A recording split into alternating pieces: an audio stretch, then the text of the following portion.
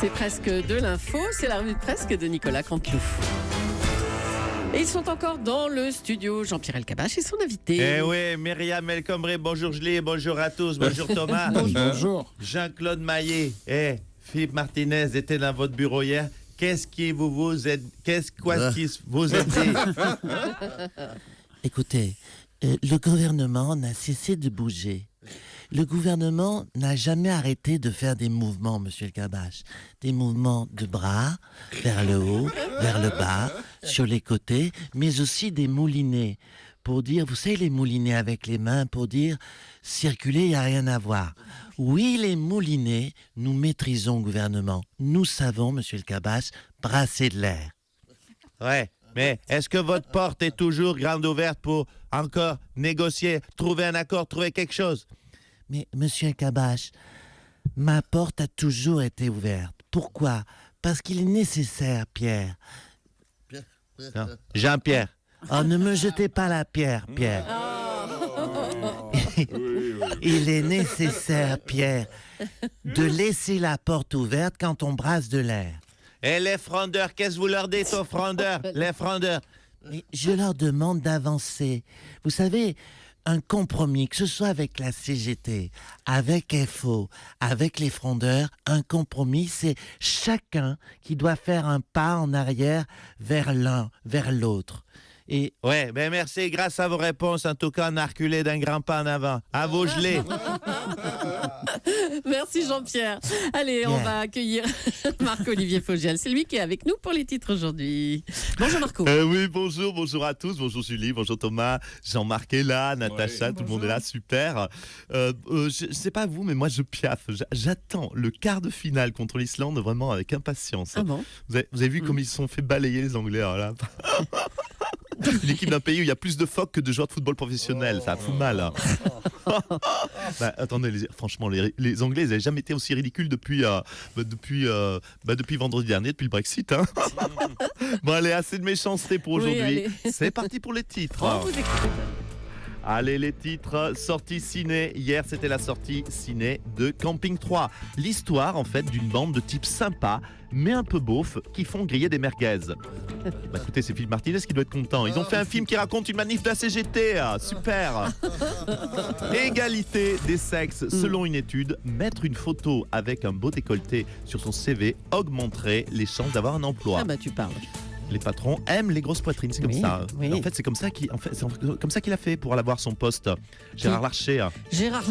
Oh là là, mon Dieu. Et puis, vous avez l'image, ça y est, Oui, c'est bon. oui, vraiment, on a l'image. Allez, c'est bon. Et puis, législative. Non, on arrête là, on continue. On va arrêter là parce qu'on on a. arrête Allez, là. on a plein de choses à dire. D'accord, merci Marc-Olivier.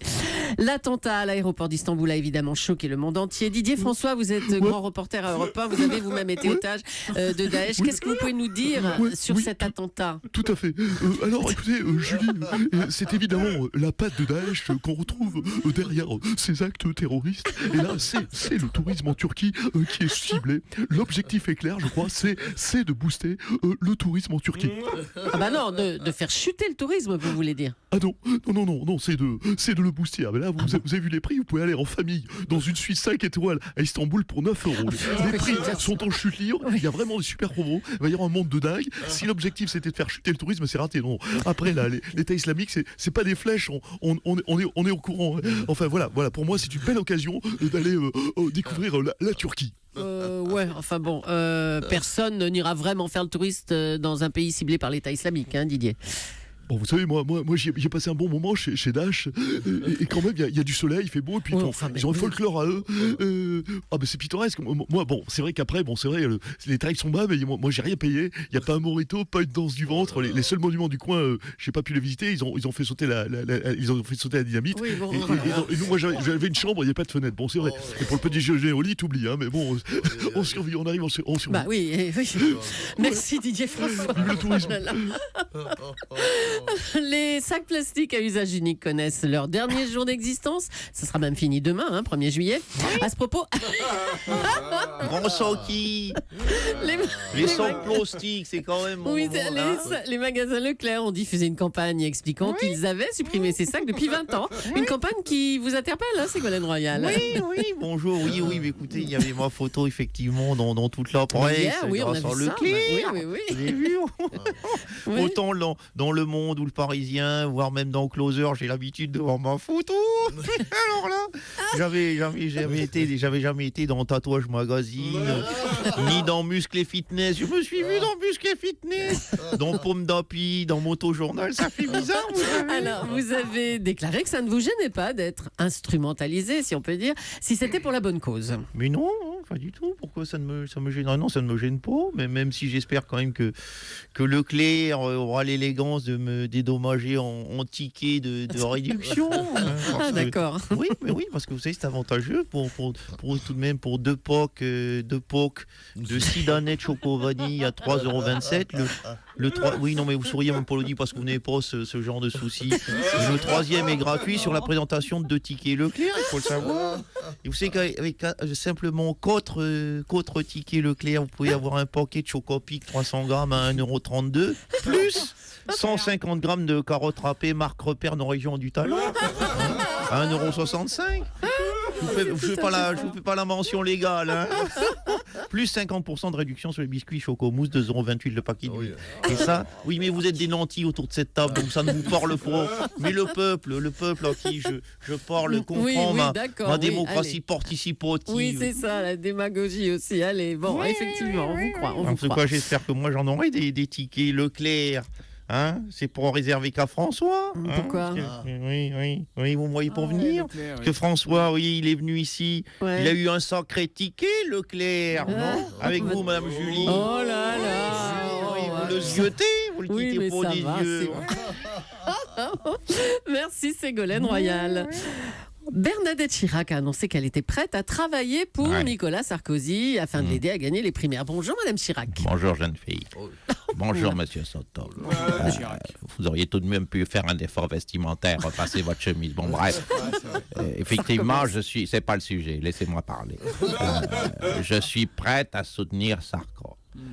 Il peut s'appuyer sur mon épaule, il peut compter, enfin pas trop fort parce que j'ai quand même un col du fémur en céramique, mais il peut compter sur moi, s'appuyer. Je m'investirai pour qu'il gagne contre Alain Juppé. Pourquoi? Parce que je n'aime pas Alain Juppé, là, ce vieux crabe, je le déteste. On dirait Jacques en plus chiant. Mais Nicolas Sarkozy n'est pas encore candidat. Qu'est-ce que vous feriez s'il renonçait à se présenter, par exemple? Je sais pas, moi, il peut toujours renoncer. Vous en avez d'autres, des questions aussi sottes que celle-ci? Bien sûr que Sarko sera candidat. Ah, pardon. Ah oui, allons, ouvrez les yeux, jeune fille. Pour le moment, il traîne. Juste pour que Juppé se sente coincé. Je connais cette stratégie, je fais pareil au supermarché. Quand j'arrive à la caisse, je fais exprès de chercher dans mon cabas des pièces jaunes juste pour bloquer les gens derrière moi. Voilà, vous connaissez cette technique, vous l'avez déjà vécu. Et s'ils disent quelque chose contre moi, ben voilà, ils ont l'air ballots, impatients et maladroits.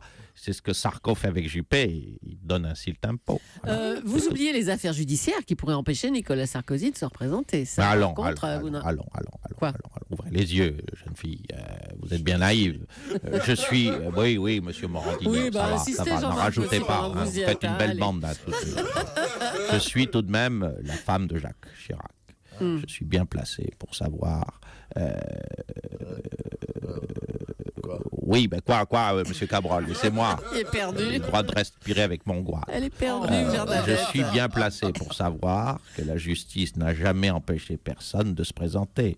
Sarko va y aller. Et je soutiendrai Sarko. Vous m'entendez? Je soutiendrai Sarko. Je vais vendre des t-shirts Sarko, des badges Sarko, des casquettes Sarko sont prêtes, des poupées à l'effigie de Sarko, du parfum à base de sueur de Sarko, des préservatifs saveur Sarko, des lampes de chez Sarko, des valises Sarko, bon, ça y est, Des on a pulls bien Sarko, compris. également, On des a brassards Sarko, On a des bien bandanas compris. Sarko, Allez, même c'est une bon. banane Sarko, Ça y est, monsieur, là. surtout.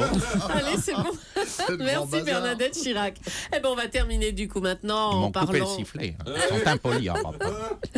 On va parler du tournoi de Wimbledon qui a débuté donc et parmi les Français, Gaël Monfils est déjà éliminé.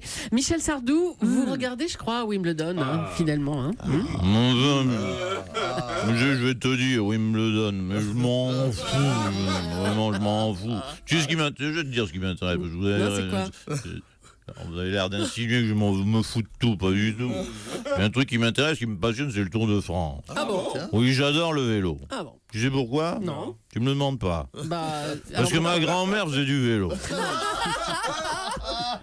Et mon grand-père, qui était acteur, a joué le rôle de Raymond Poulidor. Un rôle formidable. Parce que c'est un cycliste qui devait gagner le Tour de France et en fait, il finissait toujours deuxième. C'est pourquoi? Parce qu'ils s'en foutaient de gagner. Tout simplement. selon Sardou, oui. Nicolas Barré, Nicolas. Oui, Bah, dis oui, donc, Thomas. directeur de la rédaction des Échos, vous avez donc Oui. publié une interview de François Hollande. C'était comment alors pour vous d'interroger le président? Ben, c'était très chaleureux. Vous savez, on se reconnaît entre anciennes victimes de la cour de récréation. Lui, il m'a confié que c'était le petit gros à lunettes à qui on volait son goûter, à qui on faisait des brûlures indiennes. Et moi, je lui ai confié que c'est vrai que j'étais le premier de la classe qu'on soulevait par le slip. Bref, on avait des expériences à partager, des souvenirs à se raconter. C'est un homme que j'ai toujours apprécié. Puis vous savez, quand j'étais en 6e B, Oui. Guillaume Lourbier, il m'a forcé à manger mes chocobéennes avec de la moutarde. Oh non. Aujourd'hui, c'est Guillaume Lourbier ce qu'il fait? Non. Mais il est chômeur longue durée. Il trouve pas du travail. Il est puni.